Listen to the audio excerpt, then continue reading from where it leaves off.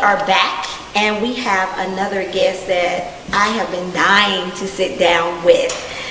We have become quite good friends, and I am just so happy that he decided to come and talk with you guys about voiceovers. He is the top voiceover agent in Atlanta, Georgia. He represents, I'll let him tell you, but some of the top newscasters and people like that. And if you want to be a voiceover artist, he's going to help you out and tell you how to get there. Please welcome my friend, my new friend, Jeffrey Umberger.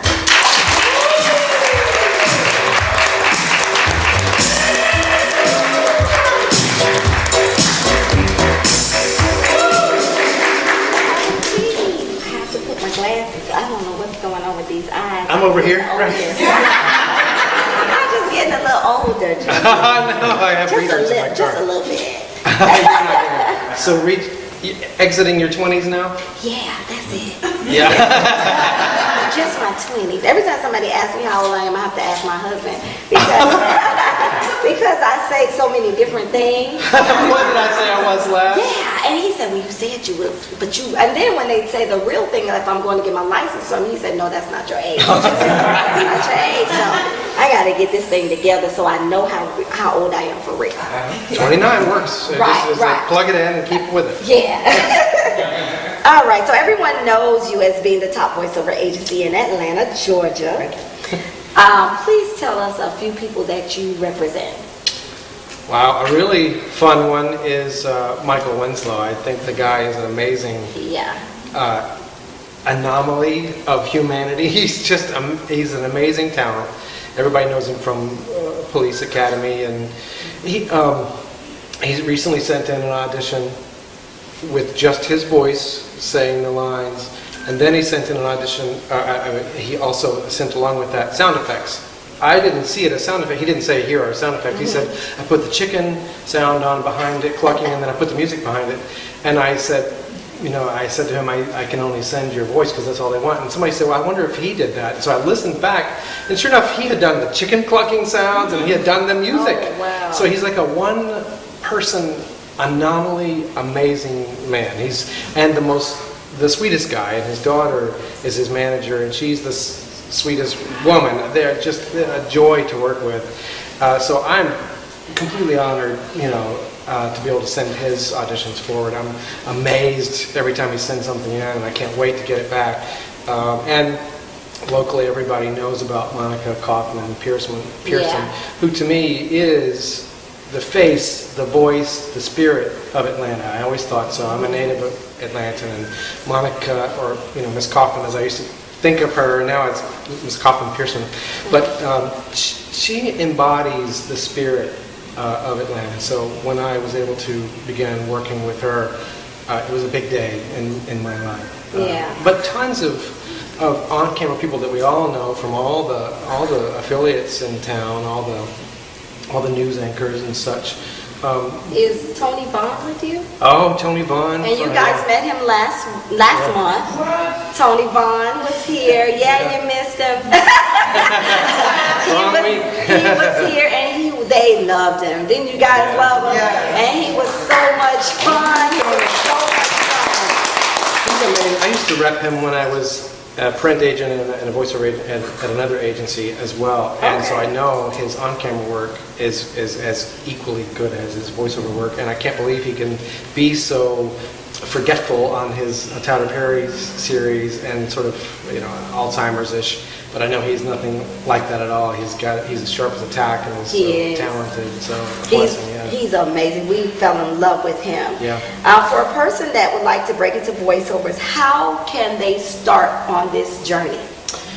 Well, I mean, there's the adage that everybody says, I've been told I have a good voice for a voiceover, so let me start talking. And that's a great start. There's also bad voices for voiceover, and sometimes those book. So whether you have a good voice or bad voice, it's what you do with the copy. The copy is what you read, the story, the message of the ads, or if it's a narration for a great documentary about mountains, Brian Bremer did this documentary, the narration for a documentary about this beautiful landscape, mountains in motion.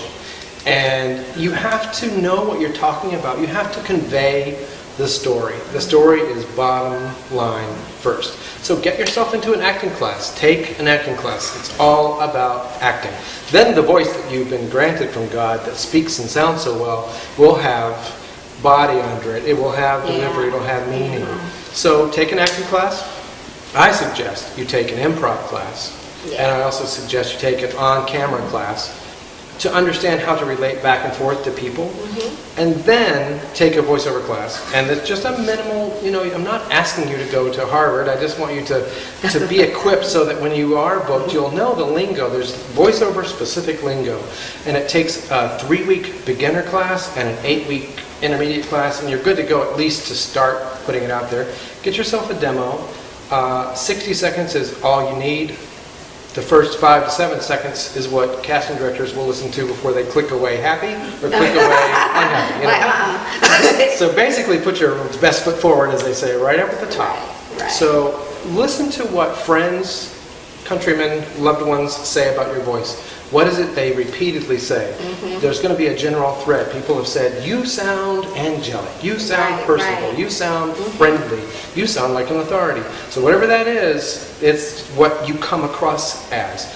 And that's going to be the most marketable first 5 to 7 seconds of your demo. So put that up front, because that's the click point where people say, I love it or I hate it. There's just no time in entertainment. There's plenty of time. People don't take the time. Right, and that works the same way with acting, as with me, with television and film. Your reel speaks to people. Either they're going to listen to it, or they're going to just shut it off. Right. So your reel has to be your best 30 seconds, 60 seconds, whatever it is. Because in the beginning, if someone's sitting there, even the first few seconds is like, oh, okay, I don't want to watch this. Yeah. And then they'll turn it off. And then you've lost out, and you don't want to lose out. And another, I bet, like especially on, speaking of your on-camera, you wouldn't want it to be a husband and wife scene in the first 15 seconds be the husband setting up the scene where you walk in and go, So, that's because it was a great finality to the scene. They have lost you, so you want to put you at the front. You want to put you at the front of your demo. It's got to be the first thing seen or the first thing done, Exactly. So those are just, it's common sense, but as an actor, I was an actor first. I didn't know these things intuitively, but being on the casting side and then the agent side, I knew that speed was the factor. The first impression is the factor. The packaging is the factor. So there's a lot to it.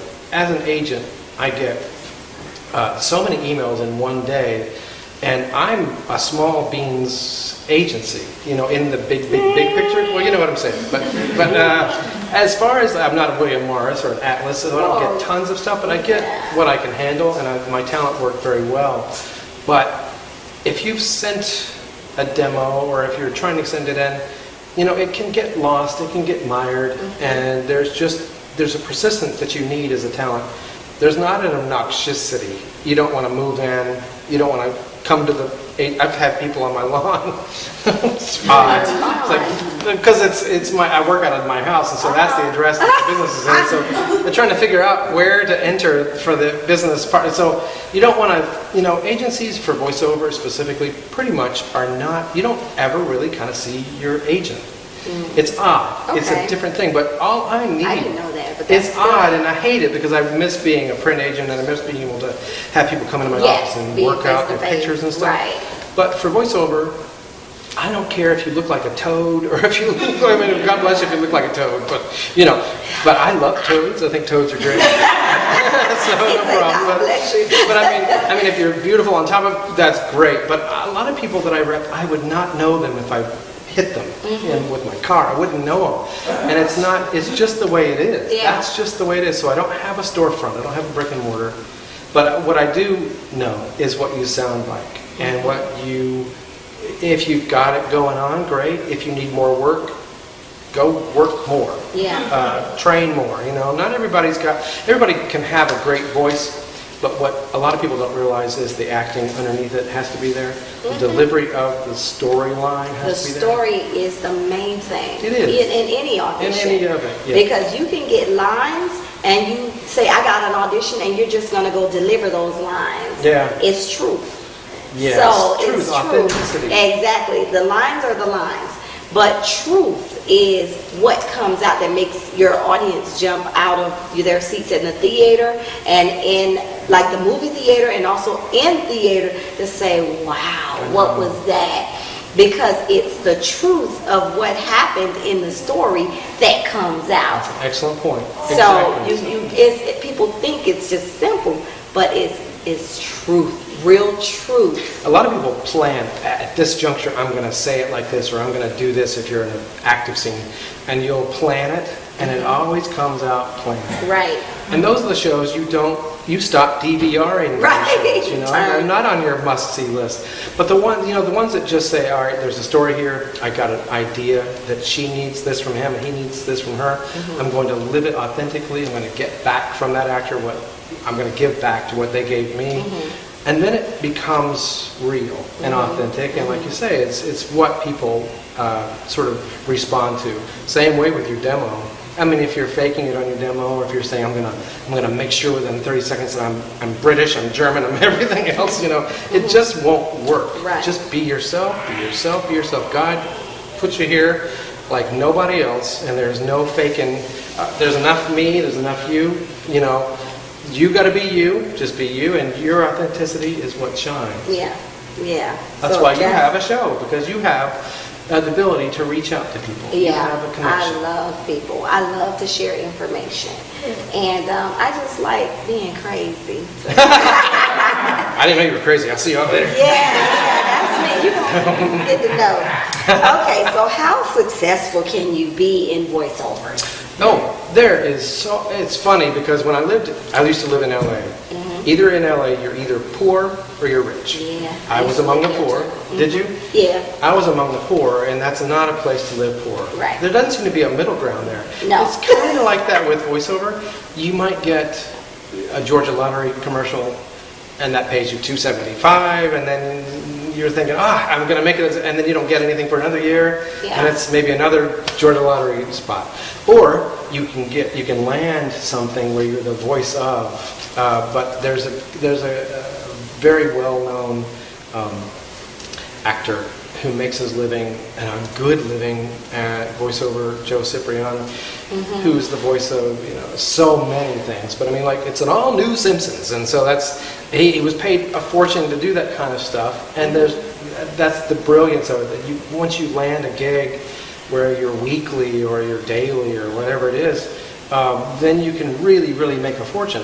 There is becoming a middle ground where, like, I have a friend who does the nightly audible of the Wall Street Journal. So from his home, he reads the Wall Street Journal, and that's podcast, or I don't know. That's good. Yeah, so you can do that kind of stuff from your home. There's ways now that is digital, and we can do things from home that weren't alive even 5 years ago. A possibility we wouldn't have to go to a studio to do it. So who knows what he's dressed like when he's doing the Wall Street Journal, but and what he's drinking or whatever. But it's a job, right? It's a job. It's a job. So I didn't even know you can do that from home. The Journal had a podcast that you could do from home. There's a lot of home jobs. There is. Work from home that is voiceover, work from home.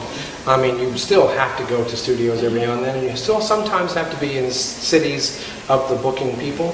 But more and more, it is you audition from home, you get a decent microphone that sounds pretty good for most broadcastable stuff. You're doing it all from home in most cases. Just don't sell yourself short on rates, and don't sell yourself short on charging the client for use of your electronics. Okay, well, great. All right, another question I have. What are 7 tips for voiceover artists? First, we've talked about the training, for the acting training. So get trained. A good demo, and shop your demo around once it's been produced. Get feedback on it, so that your demo is not clicked past on the first 7 seconds. So training, demo, go to workshops or audience participation like this. This is like a workshop. It is. It can play like a workshop. It's information given, and it's networking back to receivers. And so it's a conduit. It's a connection with people live. So network and social media is so important. I built my whole agency's business on social media because I couldn't afford advertising. So I would say, hey, I had a ton of auditions to put out today. So people know that I'm working and that I do it in voiceover and I had a lot going on. So that feeds itself. So social media is not to be missed. Make yourself be known, though, by your name on social media. Don't let it be Burpadu does voiceovers. Right. Let it be your name, Tamika Winchester. Or Nicole Winchester does voiceovers. So that you're branded, because your name is going to be everything. And so, so that's 4. Let's see. Please enjoy the music while I think of 3 others. We need the singer. Branding is really good. Because I have someone branding me now. I just started when I returned last week, and they mentioned that so cute. They mentioned that to me regarding branding, and I said, "Oh, well, do you want to brand me as Jazzy Talk with Jacqueline?" They said, "No, we want to brand Jacqueline Hilton." Yeah. Yes. That's who you need to brand. Everybody knows Jacqueline Hilton is Jazzy Talk. Right. So and they will know it and learn it. Exactly. It starts with your name. Exactly. I didn't know that. Well, good. I'm glad, because that's such an important thing. We want to brand. We want to be something. We want to kind of be a moniker or a Jazzy Talk. But that isn't us. That is the thing we do. One of the things we do. One of the things, because it'll be more. Yes. So the Jacqueline Hilton will be first, and then whatever else I do will be under a part of her. And yes, that's right. Yeah. And then you need to help yourself find your own work, I think, in voiceover. You need an agent. I think you can use an agent, and I think you should shop agencies per their own individual websites. Voicebank.net is a great way to see all the working voiceover agencies that are legitimate, I think. Where you go to their website and they have a submissions page and it says, send us a demo, send us money, whatever they say, send it. And in the way they say send it. That means they're not saying, I rule that you send your submissions this way. What they're saying is, in order for you not to be lost, this is the best way that your audition can be heard. Okay. So getting an agent can help you, but also you can find work on your own. You can go to a company and say, hey, I will be the voice on your phone answering service. I will give you 3 months of free advertising for my voice. Get yourself started. I mean, there's one gratis job a year you should do. And if it will help your career by being gratis for a local restaurant, then say, I'll be the sound that they hear when they call you. I'll be the radio sound or the TV sound. And your church. Yes, anything where somebody says, and then definitely do your social media and say you're working for, just get a social media presence. Okay, that is so good. Okay. Is the Umberger agency looking for new talent now, and how often do you accept people? Well, my website it's a schizophrenic answer. If you go to my website right now, my website says I'm not looking for it because I have a roster of 400 people. Within that 400 people, nationally and globally, not everyone is able to be active right now. Okay. And now I'm going through, after 6 years of being open in that capacity, of putting people, thank you very much, putting people to the side that don't want to work now but want to stay on the roster. So I am looking for new people. And I want you to email me your demos. I want you to be trained and professional and ready to go. I don't want to be a manager. I don't want to say, hey, here's where I think you can do it. What you have to do with an agent is say, I've done it, I've trained it, now I need someone to help me find work. So agents don't help guide you, they help find you. And so once you're ready to go, then you call the agent. It's the last one on the totem pole. It's the last person you call. You call the demo maker, you call the class, you call the marketing, you call the social. Then you say, hey, I'm ready to go. I'm Jacqueline Hilton. I have a demo. I hope I fit your needs. Right. Okay. So yes, I am. Great information. Great information, guys. My last question is, how do voiceover artists submit to you? Can you give the email for everyone to have? Yes, we have my agency email is Jeffrey, Jeffrey, @umbergeragency.com.